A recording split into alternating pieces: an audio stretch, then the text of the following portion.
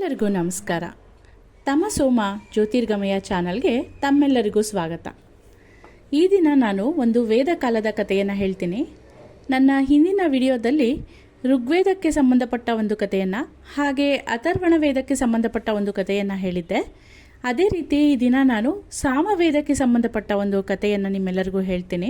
ವೇದಗಳಲ್ಲಿ ಏನು ಹೇಳುತ್ತೆ ಅಂದರೆ, ಸರ್ವೇ ಭವಂತು ಸುಖಿನಃ, ಸರ್ವೇ ಸಂತು ನಿರಾಮಯಃ, ಸರ್ವೇ ಭದ್ರಾಣಿ ಪಶ್ಯಂತು, ಮಾ ಕಶ್ಚಿತ್ ದುಃಖ ಭಾಗವೇತ್. ಅಂದರೆ ಎಲ್ಲರೂ ಸುಖಿಗಳಾಗಿರಲಿ, ಎಲ್ಲರೂ ಆರೋಗ್ಯವಂತರಾಗಿರಲಿ, ಎಲ್ಲರೂ ಶುಭವನ್ನು ಕಾಣಲಿ, ಯಾರೊಬ್ಬರೂ ದುಃಖವನ್ನು ಹೊಂದದೇ ಇರಲಿ ಅಂತ. ಈಗ ಸಾಮವೇದದಲ್ಲಿ ಬರುವ ಈ ಕತೆ ಏನು ಅಂತ ನೋಡೋಣ. ದೇವತೆಗಳಿಗೆ ದಾನವರಿಗೆ ಆಗಾಗ ಯುದ್ಧ ನಡೀತಾನೆ ಇತ್ತು. ಹಾಗೆ ಧರ್ಮಕ್ಕೆ ವಿಜಯ ಅನ್ನೋ ಹಾಗೆ ದೇವತೆಗಳು ಸದಾ ಗೆಲ್ತಾನೆ ಇದ್ರು. ಇಲ್ಲಿ ದೇವತೆಗಳಿಗೆ ಮತ್ತು ದಾನವರಿಗೆ ನಡೆದಿದ್ದು ವಾಗ್ವಾದ, ವಾಕ್ಯುದ್ಧ. ಅಂದರೆ ಮಾತಿನ ಮೂಲಕ ಅವರು ಯುದ್ಧ ಮಾಡ್ತಾಯಿದ್ರು. ನಮ್ಮಲ್ಲಿ ಯಾರು ಶ್ರೇಷ್ಠರು, ದೇವತೆಗಳ ಇಲ್ಲ ದಾನವರ ಅಂತ ಅವರ ಮಾತಿನ ಯುದ್ಧ ಶುರುವಾಗೋಯ್ತು. ಈ ಯುದ್ಧಕ್ಕೆ ಪರಿಹಾರವಾಗಿ ಅವರು ಬ್ರಹ್ಮನ ಹತ್ರ ಹೋದರು. ಬ್ರಹ್ಮನ ಹತ್ರ ಹೋಗಿ ನಮ್ಮಲ್ಲಿ ಯಾರು ಶ್ರೇಷ್ಠರು ಅಂತ ನೀವು ತೀರ್ಪು ಕೊಡಬೇಕು ಅಂತ ಕೇಳ್ಕೊಂಡ್ರು.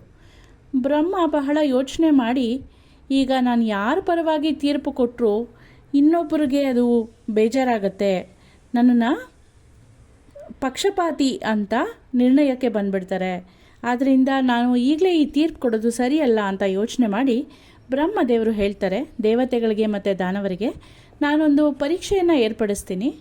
ಆ ಪರೀಕ್ಷೆಯಲ್ಲಿ ಯಾರು ಗೆಲ್ತಾರೋ, ಎಲ್ಲ ನಿಯಮಗಳನ್ನ ಪಾಲಿಸಿ ಯಾರು ಗೆಲ್ತಾರೋ ಅವರೇ ನಿಜವಾದ ಶ್ರೇಷ್ಠರು ಅಂತ. ಇದಕ್ಕೆ ದೇವತೆಗಳು ಮತ್ತು ದಾನವರು ಇಬ್ಬರೂ ಕೂಡ ಒಪ್ಕೊಳ್ತಾರೆ.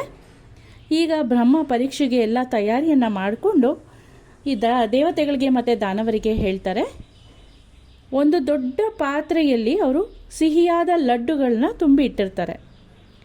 ಅವರು ಇದನ್ನು ದೇವತೆಗಳು ಮತ್ತು ದಾನವರು ಎರಡು ಗುಂಪುಗಳಾಗಿ ಮಾಡಿ ಇಬ್ಬರಿಗೂ ಸಮಾನವಾದ ಲಡ್ಡುಗಳನ್ನ ಕೊಟ್ಟು ಆ ಲಡ್ಡುಗಳನ್ನ ತಾವು ತಿನ್ನಬೇಕು. ಹಾಗೆಯೇ ಅದನ್ನು ಪೂರ್ತಿಯಾಗಿ ಖಾಲಿ ಮಾಡಬೇಕು. ಆದರೆ ಇಲ್ಲಿ ಒಂದೇ ಒಂದು ಏನಪ್ಪ ಅಂದರೆ, ಅವರ ಕೈಯಿಂದ ಆ ಲಡ್ಡುಗಳನ್ನ ತಗೊಂಡು ತಿನ್ನೋಕ್ಕಾಗಲ್ಲ. ಯಾಕೆ ಅಂದರೆ ಅವರ ಕೈಗಳಿಗೆ ಸೌಟನ್ನು ತಗೊಂಡು ಅದನ್ನು ಹಗ್ಗದ ಸಹಾಯದಿಂದ ಬಿಗಿಯಾಗಿ ಕಟ್ಟಲಾಗಿರುತ್ತೆ. ಆ ಸೌಟು ಕೈಗಿಂತ ಬಹಳನೇ ಉದ್ದ ಇರುತ್ತೆ.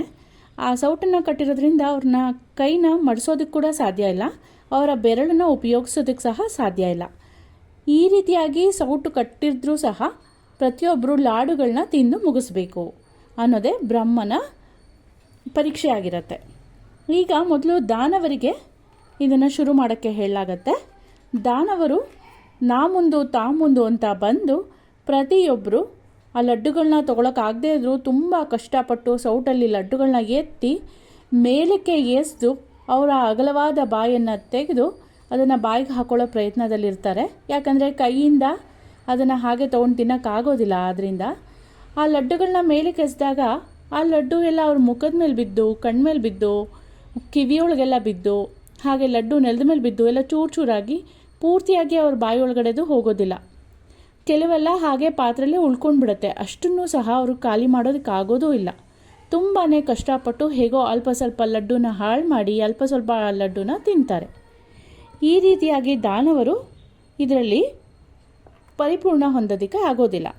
ಈಗ ದೇವರ ಸರದಿ, ದೇವತೆಗಳೆಲ್ಲರಿಗೂ ಇದೇ ಥರ ನಿಯಮವನ್ನು ಇಟ್ಟು ಅಷ್ಟೇ ಲಡ್ಡುಗಳನ್ನ ಕೊಡಲಾಗತ್ತೆ. ಈಗ ದೇವತೆಗಳು ಪ್ರತಿಯೊಬ್ಬರಿಗೂ ಇದೇ ರೀತಿ ಕೈಗಳನ್ನ ಕಟ್ಟಿರಲಾಗತ್ತೆ.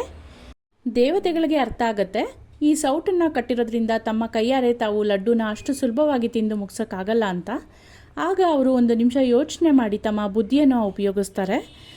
ನಮ್ಮ ಲಡ್ಡುನ ನಾವೇ ತಗೊಂಡು ತಿನ್ನೋದಕ್ಕೆ ಬಹಳ ಕಷ್ಟ, ಕೈ ಮಡಿಸೋದಕ್ಕಾಗಲ್ಲ. ಆದ್ದರಿಂದ ತಮ್ಮ ಅಕ್ಕಪಕ್ಕ ಇರೋರಿಗೆ, ತಮ್ಮ ಎದುರು ಬದ್ರು ಇರೋರಿಗೆ ಆ ಲಡ್ಡುನ ತೊಗೊಂಡು ತಿನ್ನಿಸ್ಬೋದು. ಯಾಕಂದರೆ ಸೌಟು ಬಹಳವಾಗಿ ಉದ್ದವಾಗಿರುತ್ತಲ್ಲ, ಆದ ಕಾರಣ. ಹಾಗಾಗಿ ಅವರು ಹಾಗೆ ಯೋಚನೆ ಮಾಡಿ ಪ್ರತಿಯೊಬ್ಬರು ಲಡ್ಡುಗಳನ್ನ ತೊಗೊಂಡು ಆ ಸೌಟಿಂದ ತಮ್ಮ ಎದುರುಗಿರೋರಿಗೆ, ಪಕ್ಕದಲ್ಲಿರೋರಿಗೆಲ್ಲ ಕೈನ ಚಾಚಿ ಲಡ್ಡುನ ತಿನ್ನಿಸ್ತಾರೆ. ಹೀಗೆ ಮಾಡಿದಾಗ ಪ್ರತಿಯೊಬ್ಬರೂ ಖುಷಿಯಿಂದ ಲಡ್ಡುನ ತಿಂತಾರೆ, ಅದರ ಸವಿಯನ್ನು ಸವಿತಾರೆ. ಹಾಗೆ ಕೊಟ್ಟಿರೋ ಪಾತ್ರೆಯಲ್ಲಿರುವಂಥ ಎಲ್ಲ ಲಡ್ಡು ಸಹ ಕ್ಷಣ ಮಾತ್ರದಲ್ಲಿ ಖಾಲಿ ಆಗೋಗ್ಬಿಡತ್ತೆ. ಇದನ್ನು ನೋಡಿ ದಾನವರು ಬಹಳನೇ ಬೇಜಾರು ಮಾಡ್ಕೋತಾರೆ. ಅಯ್ಯೋ, ನಮ್ಮಿಂದ ಸಾಧ್ಯವಾಗಲಿಲ್ಲ, ದೇವತೆಗಳು ಇದನ್ನು ಬುದ್ಧಿ ಉಪಯೋಗಿಸಿ ಹೀಗೆ ಮಾಡಿಬಿಟ್ರಲ್ಲ ಅಂತ. ಈಗ ಬ್ರಹ್ಮದೇವರು ಹೇಳ್ತಾರೆ, ನೋಡಿದ್ರಲ್ಲ, ಈಗ ಇದರಲ್ಲಿ ಯಾರು ಗೆದ್ದರು ಯಾರು ಶ್ರೇಷ್ಠರು ಅಂತ ನಿಮಗೆ ಗೊತ್ತಾಗತ್ತೆ. ಇದರಲ್ಲಿ ದಾನವರು ಪರಾಜಯವಾಗಿದ್ದಾರೆ, ದೇವತೆಗಳು ಗೆದ್ದಿದ್ದಾರೆ. ಕಾರಣ ಏನು ಅಂದರೆ, ದಾನವರು ಪ್ರತಿಯೊಬ್ಬರು ಅವರವರ ಬಗೆಗೆ ಮಾತ್ರನೇ ಯೋಚನೆ ಮಾಡ್ತಾಯಿದ್ರಿ. ಪರಸ್ಪರ ಸಹಕಾರದಿಂದ ನಡೆಯೋ ಸ್ವಭಾವ ನಿಮ್ಮಲ್ಲಿ ಇಲ್ಲವೇ ಇಲ್ಲ. ಆದರೆ ದೇವತೆಗಳು ಸಹಬಾಳ್ವೆಯಲ್ಲಿ ನಂಬಿಕೆ ಇಟ್ಟಿರೋರು, ಜೊತೆಗೆ ಒಬ್ರಿಗೊಬ್ರು ಸಹಕಾರ ಸಹಾಯ ಮಾಡೋ ನೀತಿ ಅವರಲ್ಲಿದೆ. ಆದ್ದರಿಂದನೇ ಯಾವುದೇ ರೀತಿ ಸಮಸ್ಯೆ ಇಲ್ಲದೆ, ಯಾವುದೇ ಕಷ್ಟ ಇಲ್ಲದೆ ಅವರು ಹೇಳಿದ ಕೆಲಸನ ಒಗ್ಗಟ್ಟಿನಿಂದ ಸುಲಭವಾಗಿ ಮಾಡಿ ಮುಗಿಸಿದ್ರು ಅಂತ ಬ್ರಹ್ಮದೇವರು ತಮ್ಮ ತೀರ್ಪನ್ನು ಕೊಡ್ತಾರೆ. ಭಗವದ್ಗೀತೆಯಲ್ಲಿ ಕೃಷ್ಣ ಹೇಳಿರೋ ಮಾತು ಕೂಡ ಇಲ್ಲಿ ನಾವು ನೆನಪಿಸ್ಕೋಬಹುದು. ಯಾರು ತನ್ನ ಬಗೆಗೆ ಮಾತ್ರ ಚಿಂತಿಸುವನೋ ಅವನು ಪಾಪವನ್ನು ಉಣ್ಣುವನು ಅಂತ ಕೃಷ್ಣ ಹೇಳಿದ್ದಾನೆ. ಅಂದರೆ ಪ್ರತಿಯೊಬ್ಬರು ಬೇರೆಯವ್ರಿಗೆ ಸಹಾಯ ಮಾಡ್ತಾ, ಸಹಕಾರ ನೀಡ್ತಾ ಒಗ್ಗಟ್ಟಿನಿಂದ ಕೆಲಸ ಮಾಡಬೇಕು ಅನ್ನೋದೇ ಇದರ ಅರ್ಥ. ಇದೇ ರೀತಿ ನೀವು ಇನ್ನೂ ಅನೇಕ ವೇದಕಾಲದ ಕಥೆಗಳು, ಪುರಾಣದ ಕಥೆಗಳನ್ನ ಕೇಳಬೇಕು ಅಂತಿದ್ದೀರಾ? ಹಾಗಿದ್ರೆ ದಯವಿಟ್ಟು ನಿಮ್ಮ ಬಂಧು ಬಳಗಕ್ಕೆಲ್ಲ ಶೇರ್ ಮಾಡಿ, ಹಾಗೆ ನಮ್ಮ ಚಾನೆಲ್ಗೆ ಸಬ್ಸ್ಕ್ರೈಬ್ ಮಾಡಿ, ಲೈಕ್ ಮಾಡಿ. ಧನ್ಯವಾದಗಳು.